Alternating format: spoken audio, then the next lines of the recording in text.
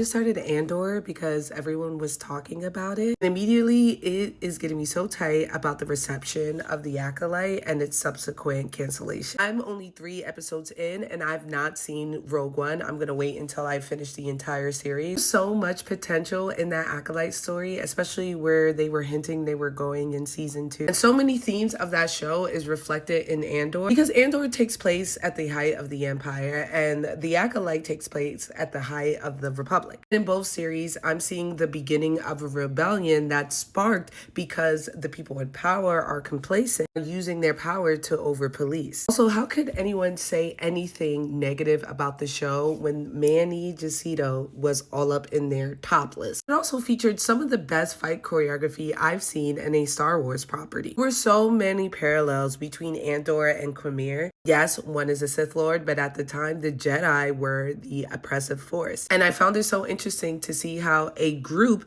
that we perceived as heroes ultimately serve as the antagonists. It's obvious that the Empire is bad. I find it compelling to explore how indoctrination can turn you into a monster, no matter how good or bad your cause is. I really feel like the Acolyte could have fleshed out the Republic and the Jedi and their shortcomings in the way that we haven't seen in any of the major films. So I have to add in that I thought it was hilarious when it was revealed that the Empire is fracking. I know it doesn't have anything to do with this character, but just a reminder that they're so incredibly evil. Put things in perspective, at least for me. An intergalactic government cover-up is insane work. And that was something we were gonna see in The Acolyte if y'all gave it just one more season. Not everything is gonna be perfect when it comes out. And truthfully, I don't think The Acolyte was the worst thing ever. I know I'm not deep into the Star Wars lore, but as a novice, I still found it very entertaining. Finally, I have to mention that I love the detail that Andor is canonically hot and how it plays into his story, down to his butthead of a friend ratting him out because he was afraid that he was going to take his girl. And I have to gather my thoughts, but I've been noticing this theme of sexuality and how it plays into the Empire and the Republic, because I did notice that Quirrell used it a lot, especially when he was recruited, how him becoming a Sith